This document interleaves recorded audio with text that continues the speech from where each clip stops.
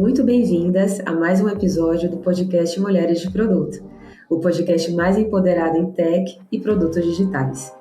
Eu sou a Silvana Dias e hoje vamos falar sobre um desafio que faz parte da rotina de muitas pessoas. Como liderar quando você não é a líder da equipe?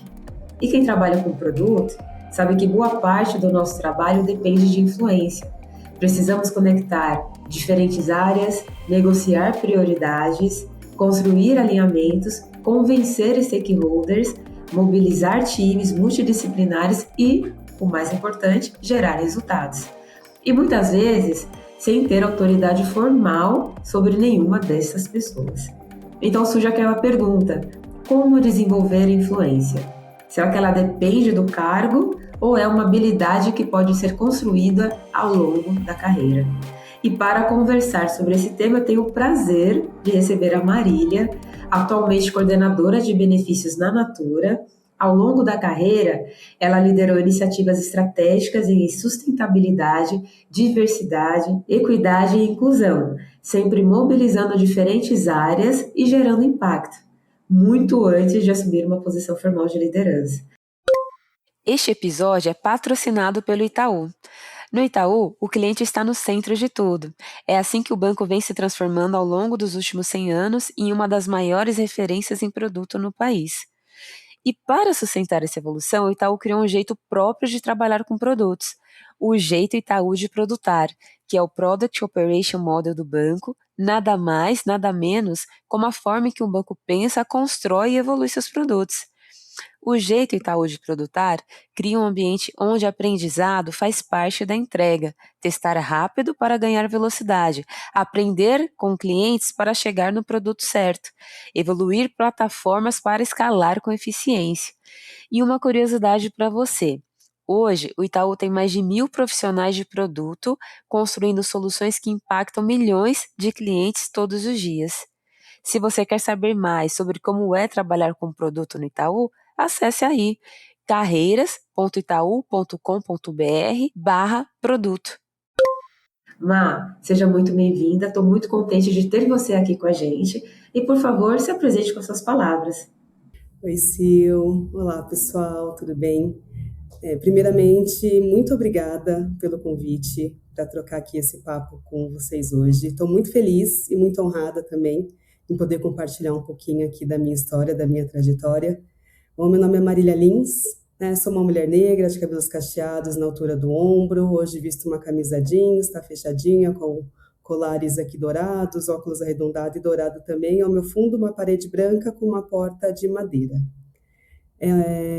Como a Sil comentou, hoje estou numa posição de coordenação de benefícios aqui na Natura, mas tenho aí bons anos de boa trajetória dentro, passei pelas grandes empresas, passei por Itaú por volta de quase 12, 13 anos, e agora estou quase completando 3 anos aqui na Natura.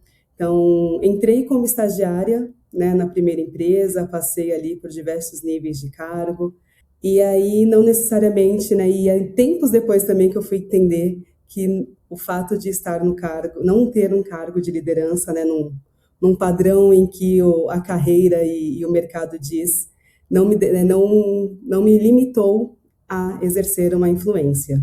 E estando em cargo de liderança também sigo nesse exercício da influência, de liderança e de influência. Então, estou muito animada aqui para as trocas, para o bate-papo que a gente vai ter, e vamos embora. Vamos lá.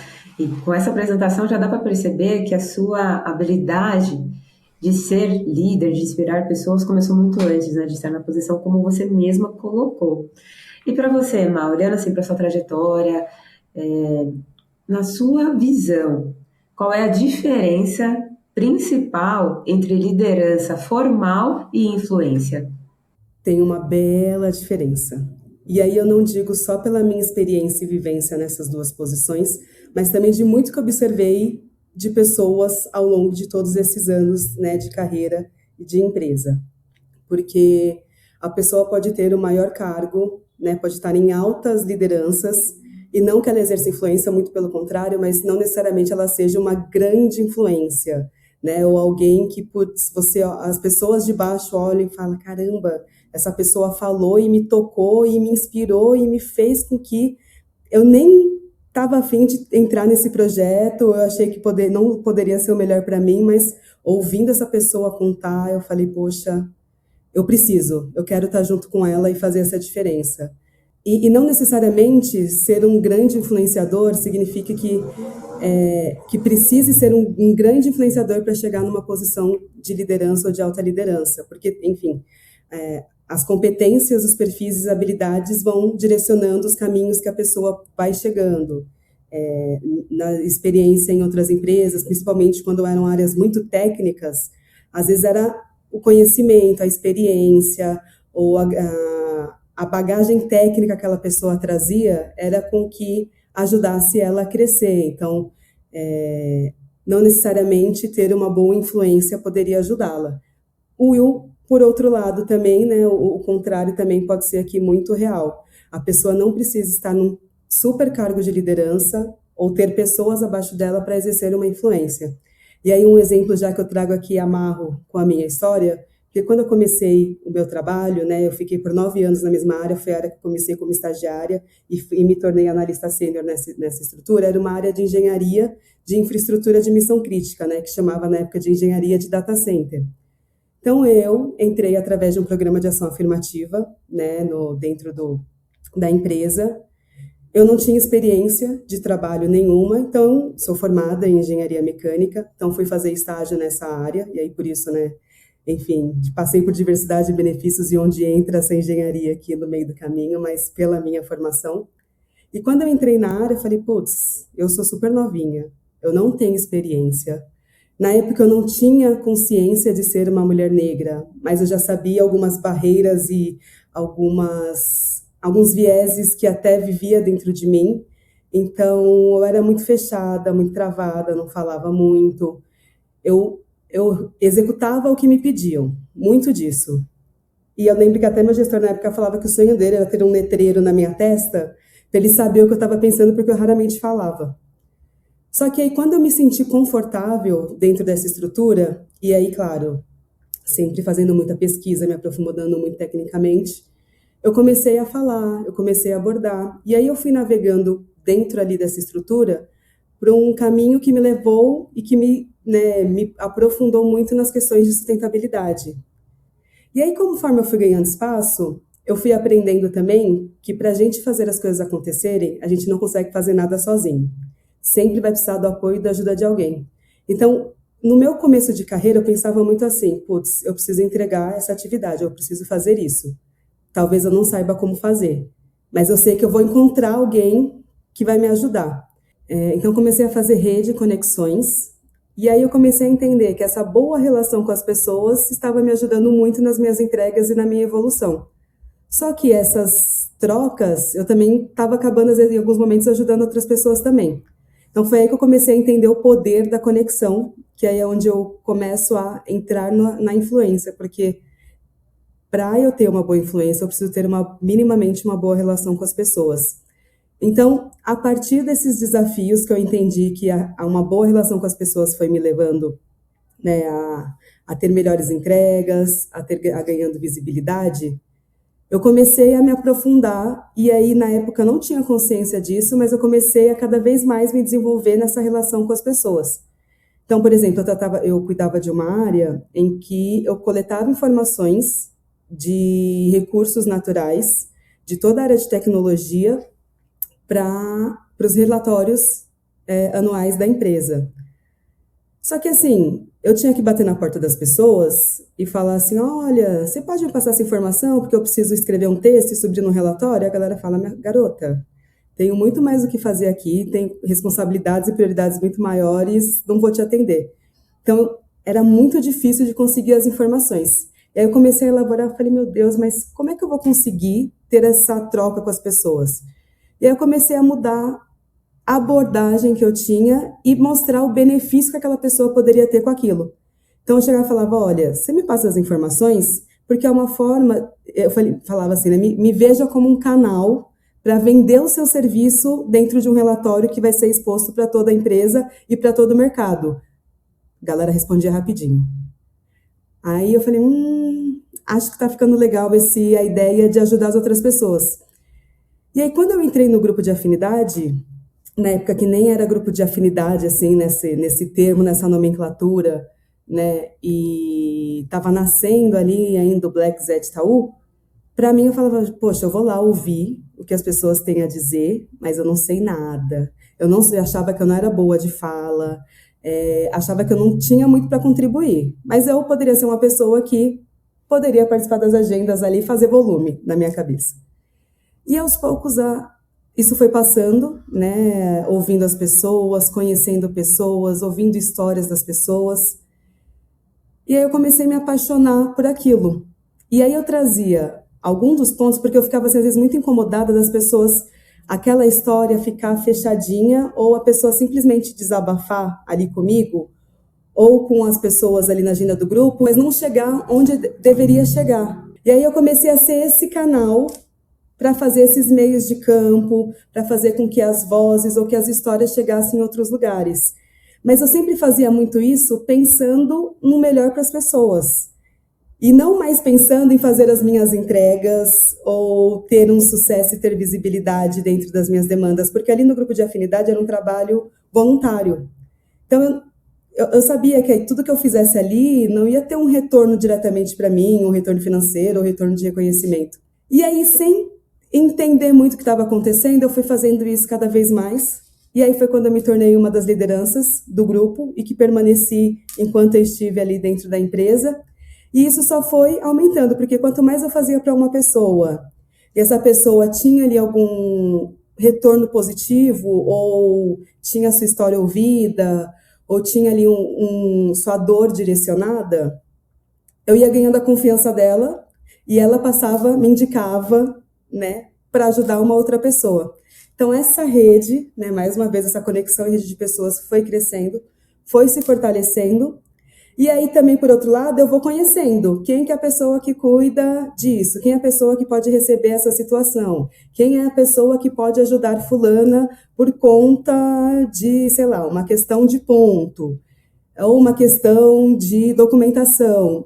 E aí, ao mesmo tempo que eu ajudava as pessoas, eu ampliava meu leque ali de área, de conhecer áreas, de conhecer pessoas. E aí as coisas só foram crescendo, crescendo, e até que um momento eu recebi o convite, né, participei de processo para me tornar, né, membro oficial da área de diversidade, né, fazer parte, de fato, da área de diversidade da empresa. Aí que os canais de influência ali, possibilidades de expansão se elevaram num nível que eu nem imaginava. E quando eu vi, aquilo já fazia parte do meu dia a dia, e de fato eu estava trabalhando por isso, mas ao mesmo tempo aumentou muito a minha responsabilidade e o cuidado com as pessoas. Bom, Má, então dá para perceber que você começou a exercer a influência perante as outras pessoas muito naquela lição do líder servidor, né? Você começou a mostrar para as pessoas o valor relacionado e o que elas poderiam se beneficiar. E aí você conta com o engajamento, aí as pessoas começam a confiar também nessa troca, e aí o céu é o limite, né? E aí você alavancou. E me chamou a atenção, que eu achei muito importante você ter trazido também, que no começo da sua carreira você era pouco comunicativa.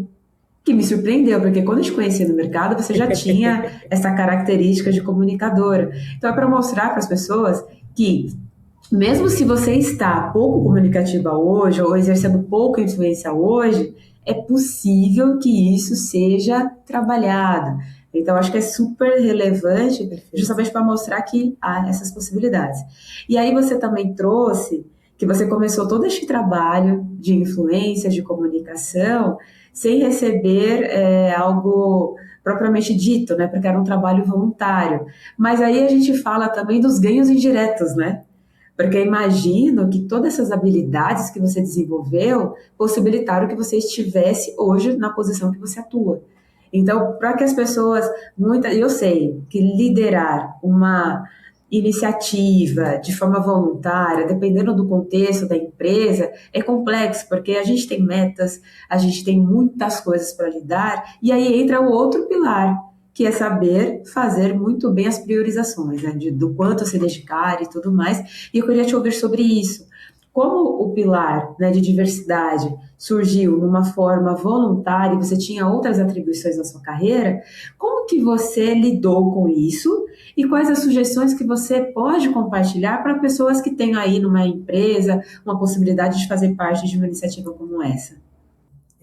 Primeiro eu queria dizer que eu fui uma criança muito tímida, que ninguém quase nunca acredita quem me conhece hoje, mas eu era muito tímida e com toda certeza a gente vai desenvolvendo, exercitando e a gente pode com toda certeza aqui crescer e ganhar competências e aprimorar as habilidades. E é interessante a sua pergunta, porque quando começou a nascer o grupo de afinidade, e ainda assim no momento em que eu migrei para a área de diversidade, o mercado pouco se falava sobre. Então, era um assunto muito pouco falado, na verdade, ele era um assunto pouco falado. As pessoas que já tinham conhecimento ou que já tinham ali por várias possibilidades alguma afinidade, eram pessoas que tinham abertura ao tema. E aí, onde eu comecei essa trajetória? Era um banco, um sistema financeiro, a gente já sabe bem, né, conhecendo toda a nossa sociedade, todo o nosso contexto, que era um ambiente extremamente difícil de ganhar novos aliados nessa jornada. E é uma questão de estratégia ganhar espaço e ganhar aliados quando a gente fala sobre essa pauta. Eu usava muito dessas boas relações, que às vezes envolviam questões de trabalho, para ganhar abertura com as pessoas. E eu acho que aqui a gente precisa pensar também em saber escolher as boas batalhas, que aí também se conecta com priorização. Eu não vou priorizar mudar a mente ou querer trazer como uma pessoa aliada alguém que é extremamente resistente à pauta. Porque eu vou me frustrar, eu vou gastar muita energia e aquela pessoa não vai mudar a cabeça tão cedo. Não que ela nunca vá mudar, mas ela não vai mudar tão cedo. Então, se de repente eu tenho pessoas ao redor daquela pessoa que eu sei que são parceiros, que já estão mais abertos, vamos começar comendo pelas beiradinhas? Que aí a gente consegue, né, chegando aos poucos, mostrando de fato a diferença que faz atuar na pauta, atuar no tema, para que aos poucos a gente vá. A gente falava muito na época na área de forrar o colchão para que a gente possa deitar. Então, se a gente quiser empurrar a pessoa para deitar sem ter um colchão, a pessoa vai se machucar, vai sentir um trauma e nunca mais vai querer nem chegar perto de você com medo de você dar um novo empurrão. Isso vale também não apenas para situações de pauta de diversidade, mas para a gestão de projetos, de programas, de produto. Então, acho que essa estratégia que você adotou na sua carreira é uma estratégia que vale para qualquer outra iniciativa. Faz sentido? Total. Eu usava também muito dessa estratégia lá na época de engenharia, porque é sobre vender a sua ideia e ganhar compradores com a sua forma ali de conectar. Diversidade se tornava um plus de desafio porque tem todos os viés e barreiras e questões estruturais que a gente carrega na sociedade. Então, além de ter toda essa estratégia e, enfim, formas de comunicação, ainda tem essa parede a ser quebrada que está no meio do caminho. E as priorizações, enfim, ao longo dessa minha trajetória, desse trabalho, principalmente com diversidade, legislações foram nascendo, direcionais de outros mercados, grandes empresas também foram fazendo algumas coisas. Então, eram ferramentas também que eu ficava de olho do que estava acontecendo além da empresa, que eu poderia puxar para ser também uma ferramenta para me ajudar internamente com essa negociação, né, com essa fala, com essa ganha, com esse, né, com um poder ali de ganhar ali mais pessoas para perto. Então, eu usei muito disso. Putz, o Bacen soltou um regulamento que precisa ter treinamentos obrigatórios para falar sobre pessoas em situações de vulnerabilidade. Opa, se já vai ter um treinamento obrigatório, será que a gente não consegue amarrar? Além de falar sobre situação de vulnerabilidade, a gente traz ali questões de vieses, aí traz exemplos com diversidade, porque já que vai ser obrigatório, a gente faz uma amarração e, aos poucos, a gente vai soltando pílulas e sementes que se disseminam cada vez mais. E, além de conectar aliados, a gente também ganha a confiança de pessoas que são diversas, pessoas que sentiam aquelas dores e que passam a ver que um treinamento que, teoricamente, não era para falar sobre, está falando. Então, acho que está me deixando mais seguro e acho que as pessoas que estão aqui atuando estão percebendo que precisa falar sobre o assunto. Então, ganho aliados para que eu tenha mais projeção e pessoas em posição de influência que também possam contribuir. E, por outro lado, eu trago também um ambiente mais seguro para as pessoas que estão, né, as pessoas que estão, e aqui focando em diversidade, se sintam mais confortáveis, se sintam mais seguras e, a partir daí, também consigam produzir e consigam trazer, de fato, mais o seu potencial e entregar melhores performances ali no dia a dia. Perfeito. E aí tudo isso foi transformando você na profissional que você é hoje. E quando você mudou para uma liderança formal, e acho que até mesmo na sua trajetória atual, aí como coordenadora na Natura, o que você considera que mudou formalmente sobre sua liderança?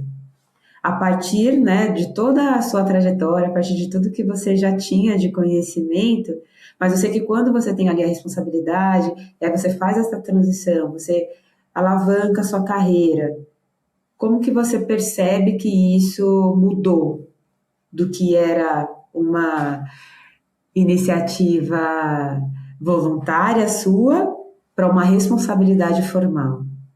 Uma excelente pergunta, porque na minha cabeça, quando eu mudasse de posição, ia ser tudo muito mais fácil. O fato de eu assumir uma cadeira de coordenação com liderança, não, as dificuldades e barreiras, 50 estratégias que eu tinha que elaborar, agora eu posso reduzir pela metade, agora eu não vou poder porque eu vou ter ali, né, um cargo que vai me ajudar. Não foi. Não foi. Muito pelo contrário, eu acho que trouxe ainda mais desafios, porque a responsabilidade aumenta, ter pessoas sob gestão também aumenta ainda mais, porque a sua decisão não está afetando mais sobre você, somente sobre você, tem outras pessoas também envolvidas, né, na decisão, mas é um aprendizado que, acumulado com o que eu já tinha anteriormente, expandiu ainda mais esse poder de atuação, né? Então, enfim, e ao mesmo tempo que eu mudei, que eu tive essa virada de cadeira, né, de posição, eu também mudei de empresa. Então, numa empresa em que você já conhece todo mundo e que já está confortável, você sabe qualquer coisa que você precisa acionar, você já sabe quem são os contatos, e aí você faz essa virada de chave, né, para uma outra empresa que você ainda vai entender como é que funciona, qual é a dinâmica, quais são as pessoas, mas com toda certeza a bagagem que eu tive me ajudou a reduzir esse tempo de encontrar pessoas e fazer as conexões. E aí, conectado com a posição, né, de liderança, facilitou e ajudou muito mais as entradas, né, e as aberturas para a execução das coisas e influenciar também, né, não só as pessoas, mas também os projetos.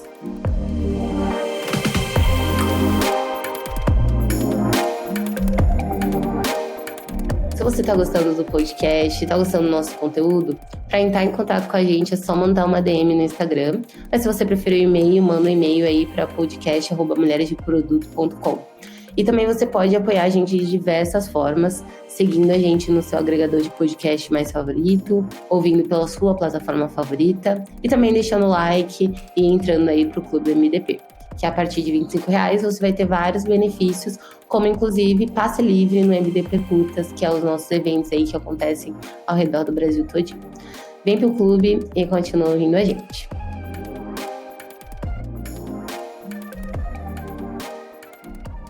Que interessante, porque a habilidade que você tinha construído te liberou a se dedicar mais para o conhecimento da nova empresa, que é uma adaptação que pode levar aí um tempo, pode não, né? Normalmente leva um tempo. Uhum.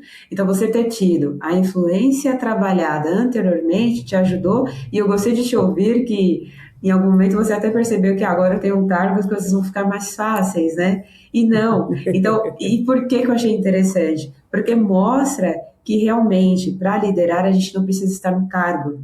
Se a gente for esperar ter a autorização, como se apenas estando, né, como coordenadora tudo vai ser diferente, você perde muita oportunidade. Então, eu achei muito interessante isso que você compartilhou, porque é um convite, né, para a gente não esperar ter essa autorização. Vamos começar a exercitar. Quanto mais essa habilidade fortalecida, melhor vai ser para que você consiga aí alavancar. Que interessante. E aí eu queria te ouvir. Quais foram os maiores aprendizados que essas experiências te trouxeram sobre influência? Estando numa nova empresa, conhecendo novos processos, novas pessoas, mas imagino que você aprendeu muito. O que você aprendeu que para você foi super relevante nisso tudo? Aprendi que nem sempre tudo que a gente executou e que foi sucesso atrás pode ser também a fórmula para agora. Isso também não significa que não vai dar certo nesse novo modelo.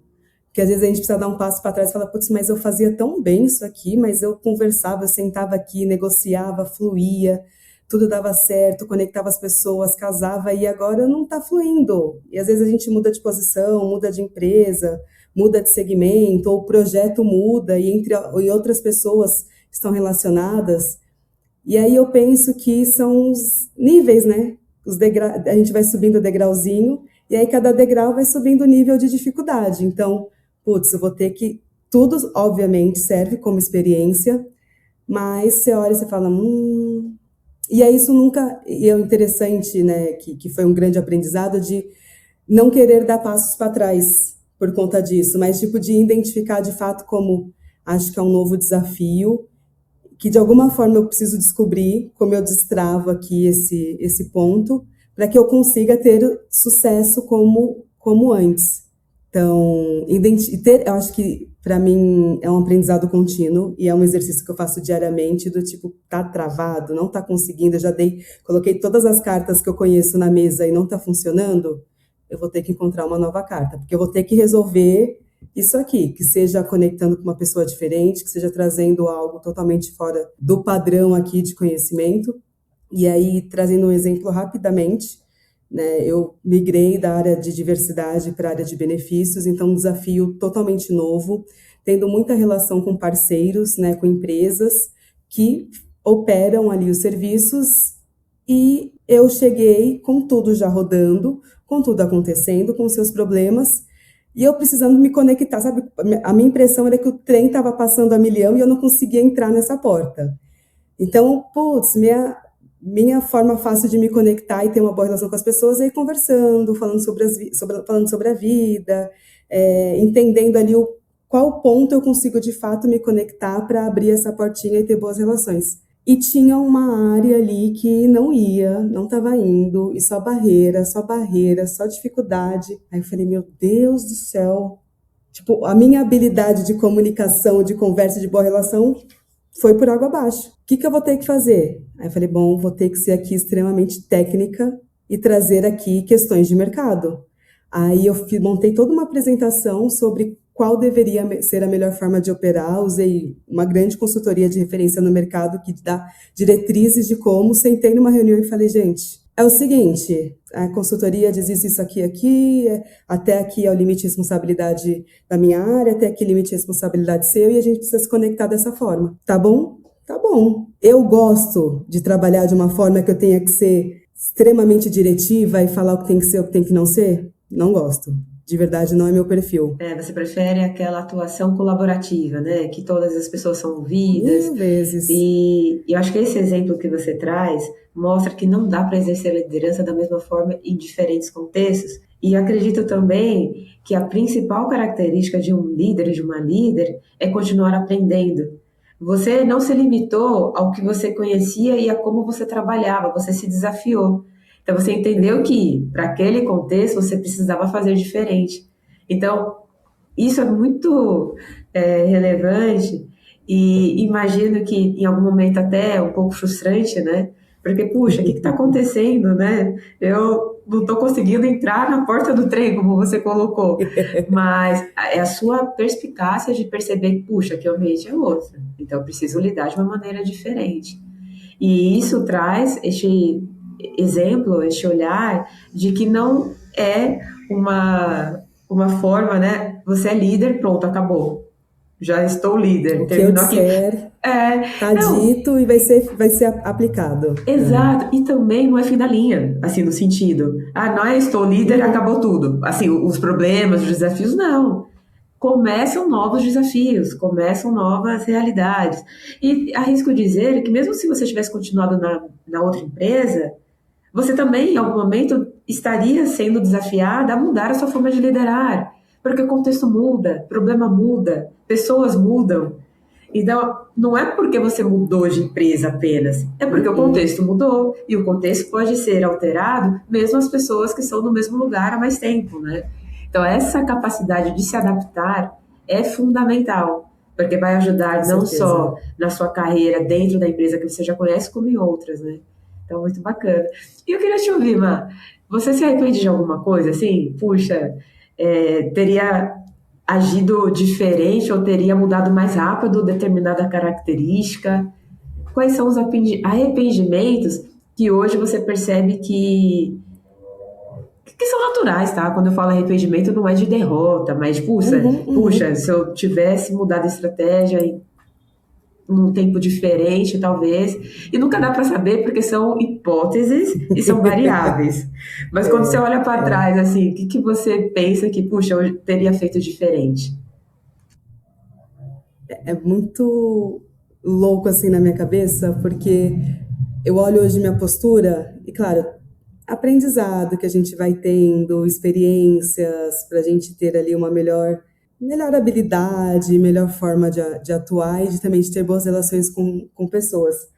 Mas eu me lembro que no começo assim, da minha carreira, quando eu já tinha passado ali daquele momento de ser insegura e de começar a falar, em que eu já estava navegando nas áreas, conversando mesmo não sendo liderança, eu batia na porta das lideranças e tal. E aí hoje eu olho para trás e falo, meu Deus, a galera devia odiar aquela pirralha chegando, batendo na porta e falando, fulano, você tem que me passar essa informação aqui, que eu vou vender sua área lá e você vai ter visibilidade. Aí eu falo, gente, que coragem que essa Marília tinha lá atrás de bater na porta e às vezes o tempo vai passando, às vezes a gente vai esquecendo disso. Porque tem um protocolo X, tem um protocolo Y, porque aí se você se expor muito, porque se você se expõe assado, e aí quando você entra ali numa postura também de estar representando outras pessoas, você também pensa 1000 vezes mais na forma como você atua, porque quando você dá um passo, não é só o seu passo que você está dando, tem outras pessoas que podem ser impactadas com isso, então você vai dosando mais essa ousadia. E aí acho que o arrependimento ele é um pouco reverso, que eu trago às vezes o arrependimento mais para hoje será que eu não posso trazer aquela Marília corajosa e ousada lá de trás para às vezes dar uns pés na porta? E quando eu lembro disso eu falo, acho que é isso que eu estou precisando para resolver, para destravar essa porta, acho que eu estou precisando dar essa dose aqui de coragem extra que a Marília lá de trás tinha para trazer e muitas vezes isso dá certo. Então, acho que arrependimento mesmo de verdade, eu até estava aqui refletindo para a gente ter essa conversa, eu não tenho, é muito difícil assim eu ter de verdade, porque eu acredito que tudo é experiência e aprendizado, e tudo caminha para que a gente chegue numa melhor percepção que a gente tem hoje, mas essa vontade assim, às vezes de ser meio mais ousada, sem pensar nas consequências do amanhã, muitas vezes volta aqui como um lembrete para essa energia, para os próximos desafios, né? Os desafios que estão aqui pela frente. Eu te entendo e compartilho deste mesmo sentimento, porque muitas vezes na minha carreira, quando eu olho para trás, os momentos que eu tive mais bons resultados foram aqueles que eu tive mais coragem, que eu tive mais audácia. E às vezes eu sinto falta também, porque quando a gente vai amadurecendo, a gente vai reconhecendo os riscos que a gente corre, eu acho que a gente pondera mais. E não está errado ponderar, porque eu acho que também faz parte do processo de evolução. Mas eu entendo quando você diz que alguma camada e de alguma forma trazer aquela energia, né? Que os jovens, as pessoas jovens esbanjam, né? E você é super jovem, né? Não estou querendo dizer o contrário. Mas eu entendo que é aquela linha tênue, né? Entre um risco que pode ser assumido, porque quando você batia na porta das pessoas, você se comportava de uma maneira assertiva, respeitosa e tudo mais, né? Não era de uma forma diferente disso, mas eu sei que, quer dizer, eu imagino, né, porque eu me vi na sua fala, que é aquela característica, não, vamos lá, o máximo é o não, né, aquelas coisas que a gente ouve, eu acho que isso realmente facilita, e eu acho que a gente tem que refletir, né, e com muito mais competência, né, no sentido de entender que ambientes são diferentes, pessoas são diferentes, mas de alguma maneira resgatar esta Uhum. convicção de que, puxa, dá para fazer um pouco mais, um pouco diferente, dá para ter um pouco dessa audácia. Que bacana te ouvir falar sobre isso. E qual você considera quais, né, na verdade, quais comportamentos você acredita que mais atrapalham a influência de uma pessoa, seja numa empresa muito regulada, seja numa empresa mais informal, seja numa empresa grande, numa empresa menor? O que você acha qual comportamento você considera mais perigoso, né, que uma pessoa pode ter e que vai atrapalhar muito a influência? Eu vou dar um exemplo, tá? Uhum. Eu acho que é muito arriscado quando a liderança ela quer demonstrar algo que ela mesma não consegue executar. Eu acho que é um comportamento muito complexo, porque eu acredito muito na liderança pelo exemplo. Então, eu queria te ouvir se você percebe este comportamento também como um fator que atrapalha muito a influência e se você tem outros exemplos também. Eu concordo muito com você. Eu acho que a coerência é um ponto importantíssimo e a falta dela impacta direto, porque a influência ela é construída com base em muita confiança. Porque as pessoas vão acreditar, vão comprar sua ideia porque elas estão confiando naquilo que você está vendendo. E se você não está sendo coerente, não está sendo transparente ali, trazendo a verdade, isso quebra e a influência vai por água abaixo. Então, todo o trabalho que eu comentei ali, que eu fazia com, principalmente as pessoas diversas ali no Itaú, tiveram falas que para mim foi muito dolorosas, mas que eu não podia prometer algo que eu não ia conseguir cumprir.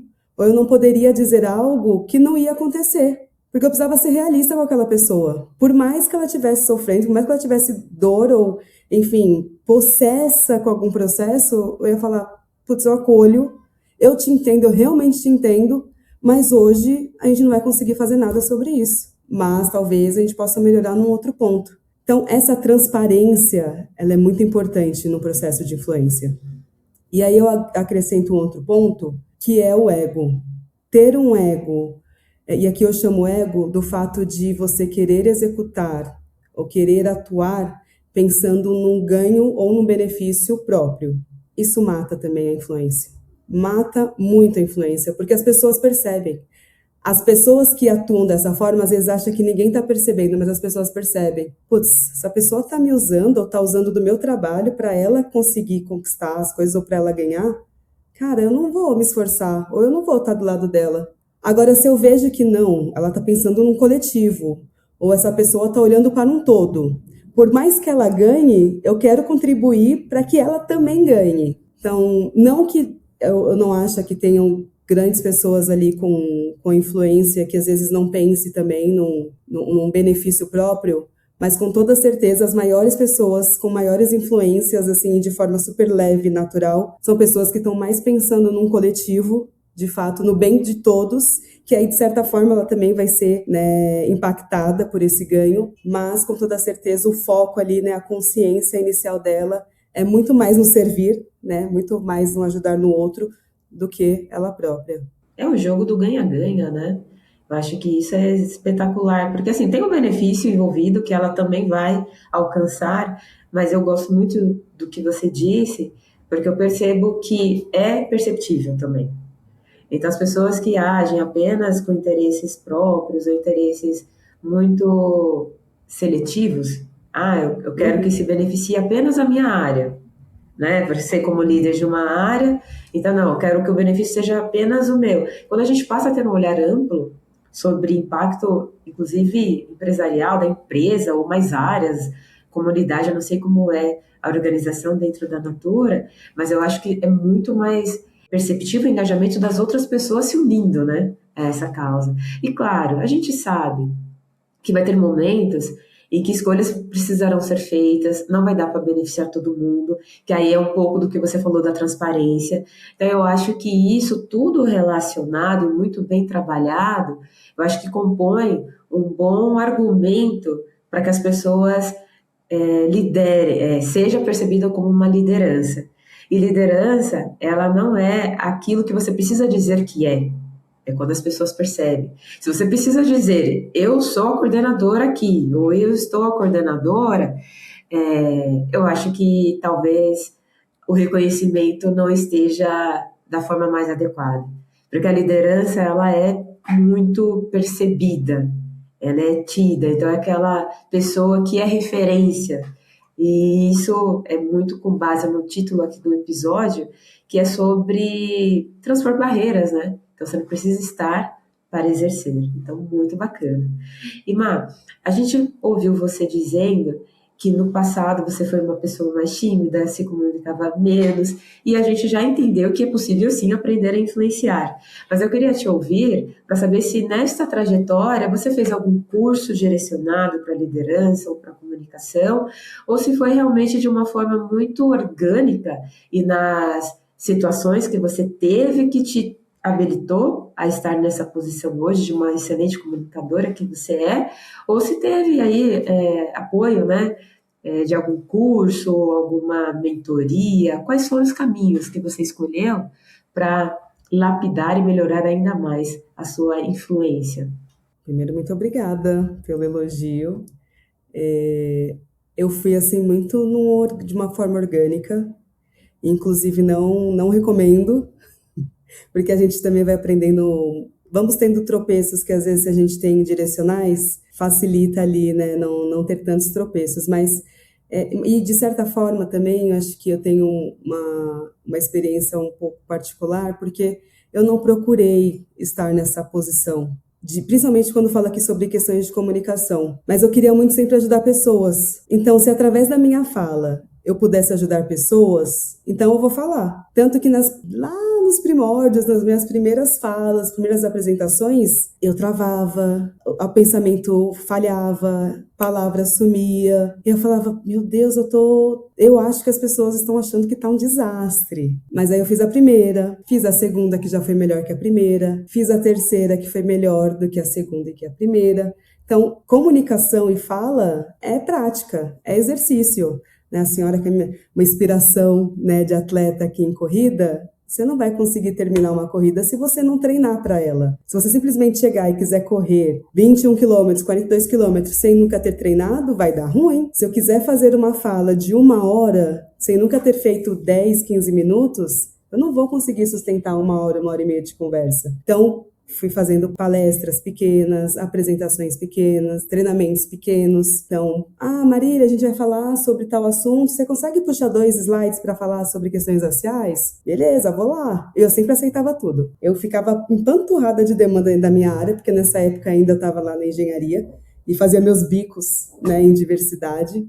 Então, você tem 5, 10 minutos para falar sobre questões raciais aqui, para levar para essa plenária de uma área X? Eu falei, tenho, vou lá. Porque além de eu levar o assunto, eu também acabava treinando essa habilidade. E aí eu às vezes, acabava fazendo treinamentos de 3 horas, em pé, num palco, falando sem parar, passando 50 mil slides e mantendo, sustentando. Porque eu comecei, às vezes, com 2 slides, 5 minutos. Então, é prática, é exercício que vai aprimorando e fazendo com que a gente evolua cada vez mais.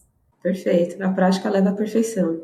Concordo muito. E gostei muito dos exemplos que você trouxe, porque acho arriscado pessoas que têm pouca exposição e já se colocar num desafio que seja apresentando por muitas horas. Por quê? Porque a frustração pode ser tão grande que ela se afaste totalmente. Eu lembro de uma experiência que eu tive quando eu era muito jovem no mercado de trabalho, que vejo que, com felicidade, que aquilo não me impediu de continuar buscando a minha melhoria. E qual foi a situação? Eu tinha que fazer uma apresentação para uma área toda, só que eu era muito jovem, muito inexperiente ainda numa carreira, e eu não tive apoio. E aconteceu o que comigo? As palavras não vieram. Eu travei na frente de todo mundo.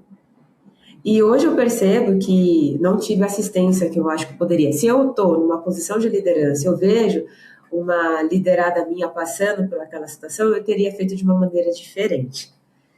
Mas eu lembro que aquilo me estimulou. Falei, não, eu quero melhorar, eu quero... E ali eu comecei uma trajetória também pensando em aprimorar a minha comunicação. Mas hoje eu reconheço que aquele risco eu nem deveria ter assumido, por várias razões. Então eu acho que a importância de quando você está aprendendo algo novo, respeitar os seus limites. justamente para que isso não seja o que vai te distanciar desse projeto, né, desse objetivo, porque eu poderia ter parado lá naquele momento e nunca mais ter me exposto, porque foi constrangedor, passei uma vergonha, né, na frente das pessoas. E hoje eu vejo, puxa, foi um erro, né, enfim, estou aqui querendo redirecionar a responsabilidade, né, individual, mas o quanto que é importante, vai por etapas, vai aos poucos, que aí quando você perceber, você vai estar num grau muito maior, porque a imagem, ela diz muito, né, Marília? Então, às vezes, você não vai ter uma oportunidade de fazer com que as pessoas que estavam ali tenham uma imagem diferente de você. A comunicação, ela passa muito pela reputação. E se você tem a reputação ali de uma boa profissional, isso significa que você trabalhou naquilo por muito tempo. E o cuidado para preservar essa reputação, né, que foi conquistada, e a gente sabe que 10 acertos, infelizmente, às vezes apagam uma pessoa que cometeu um erro, né? Então a gente sabe, a gente está aqui com o público, maioria feminino, e a gente sabe que os erros que cometemos são muito mais amplificados.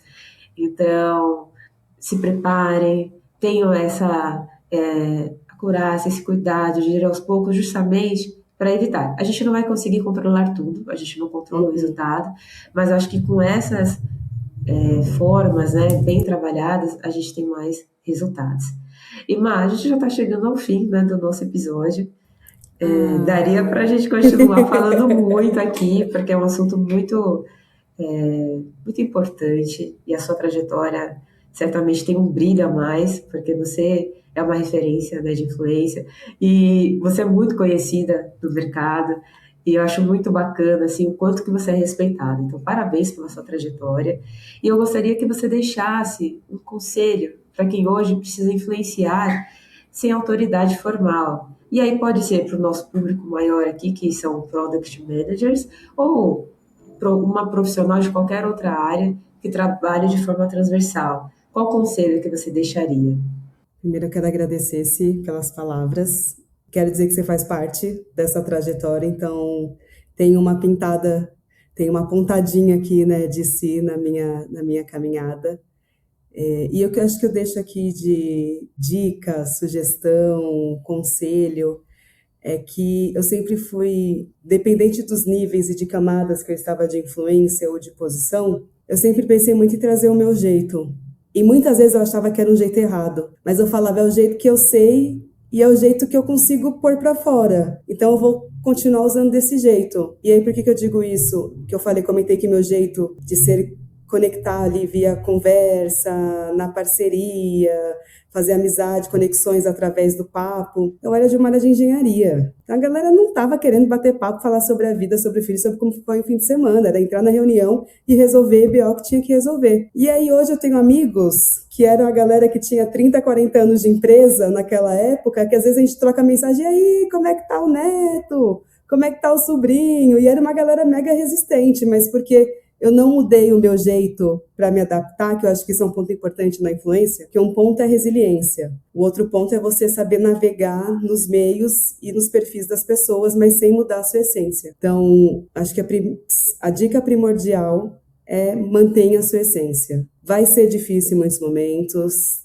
vai ter barreiras por ser você sem quem você é, mas com toda certeza a sua trajetória daqui a alguns anos, você vai falar, putz, ainda bem que eu não abri mão de ser quem eu era e eu cheguei onde eu queria sendo como eu sou, porque com toda certeza você vai chegar aonde você quer e do jeito que você é, que eu acho que para mim é o mais importante. Do jeito que eu estou falando aqui com você hoje, se falar com o pessoal da equipe lá 13, 12 anos atrás, mesmo jeito Marília de ser. Mesmo jeito, a gente só vai ganhando experiência e tendo ali memórias para atuar, mas sempre seguindo a essência. Bom, e com este belo encerramento, com essas belas palavras, a gente chega ao fim aqui do episódio. Má, muito obrigada mais uma vez por compartilhar a sua experiência e mostrar que influência não nasce com um cargo. Ela é construída por meio da confiança, da consistência, da capacidade de ouvir, conectar pessoas e gerar valor. Se existe uma mensagem que eu espero que você leve deste episódio, é que liderança é uma influência que caminham juntas, mas não são a mesma coisa. Você não precisa esperar uma promoção para começar a liderar. A forma como você constrói relacionamentos, toma decisões e mobiliza pessoas já diz muito sobre o tipo de liderança que está desenvolvendo. E se este episódio fez sentido para você, compartilhe com outras pessoas. Tenha certeza de que muitos profissionais vivem esse desafio diariamente e podem se beneficiar dessa conversa. Aproveite também para seguir o Mulheres de Produtos nas redes sociais.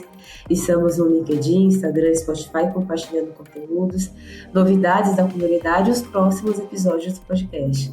E se você gostou dessa conversa, deixe seu comentário. Queremos saber qual foi o principal aprendizado deste episódio e quais outros temas que você gostaria de ouvir por aqui. Muito obrigada pela sua companhia. Eu sou a Silvana Dias e este foi mais um episódio do podcast Mulheres de Produto. Até a próxima!